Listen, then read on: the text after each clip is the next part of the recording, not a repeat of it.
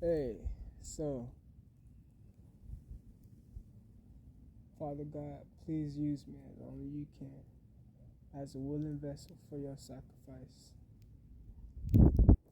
Sacrifice of lies, deceit, of flesh.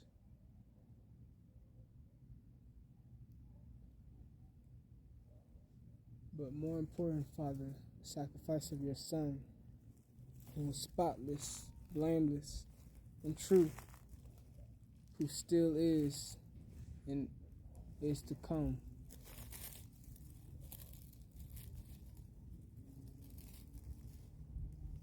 Father, I know that you are trying to use me now. I know that you were trying to use me then in the past.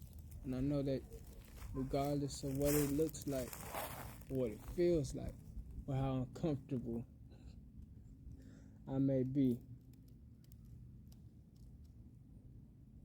that you still have a plan to prosper me.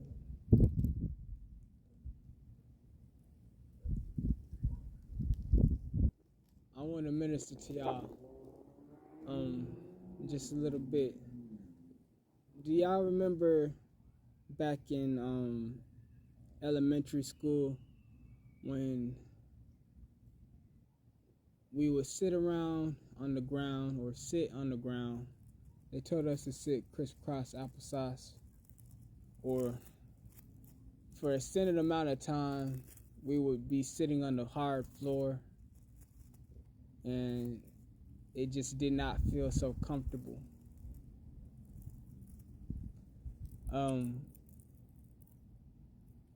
And in those times we were usually waiting instruction, and we were kind of like impatient. We were kind of unfocused, jittery, probably moving out of the crisscross applesauce position, or not really trying to actually sit and see the lecture through, or just be a student, participating student. So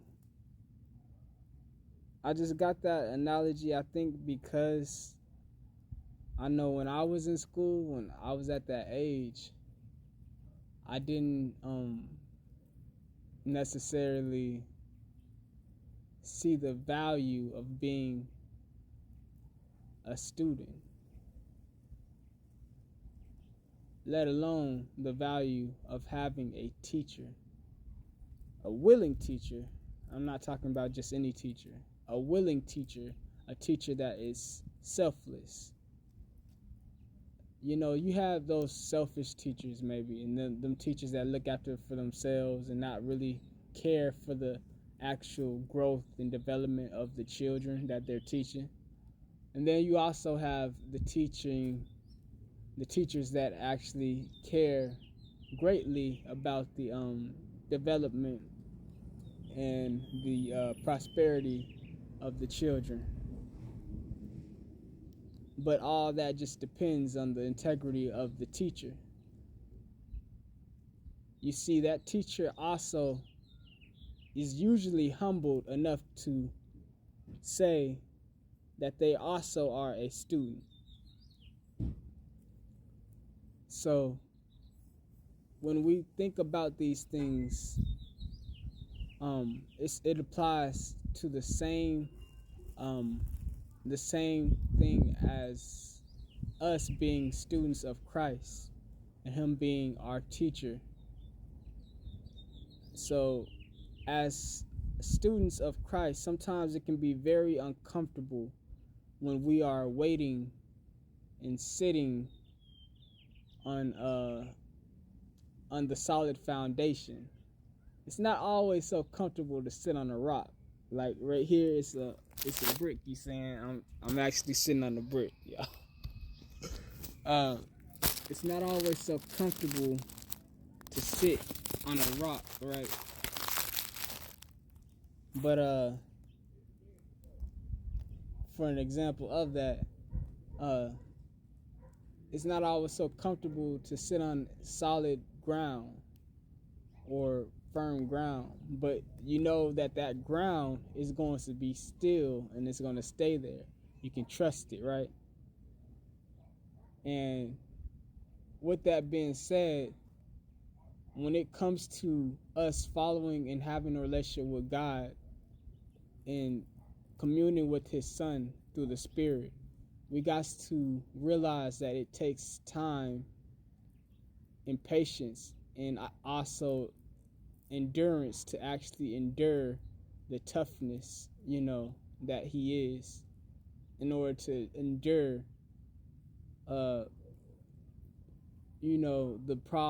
problems that we have, and endure into the promises of God, knowing that there's an enemy as well trying to knock us off of that rock. So to conclude this message, y'all, I'm just gonna say this: when you are planted as firm as this tree and as still as a rock, then you know that you have root, you know that you have a foundation, a base, something that you can rely on and trust no matter what it is that you're going through. So let this be known to each and every single last one of y'all. Keep the faith, be of good courage, be loving, be kind, be firm in the word, and recognize that you have an opportunity each and every day to get it right, and you have more than enough grace. So y'all have a beautiful, blessed day, and I thank y'all for watching. Bye-bye.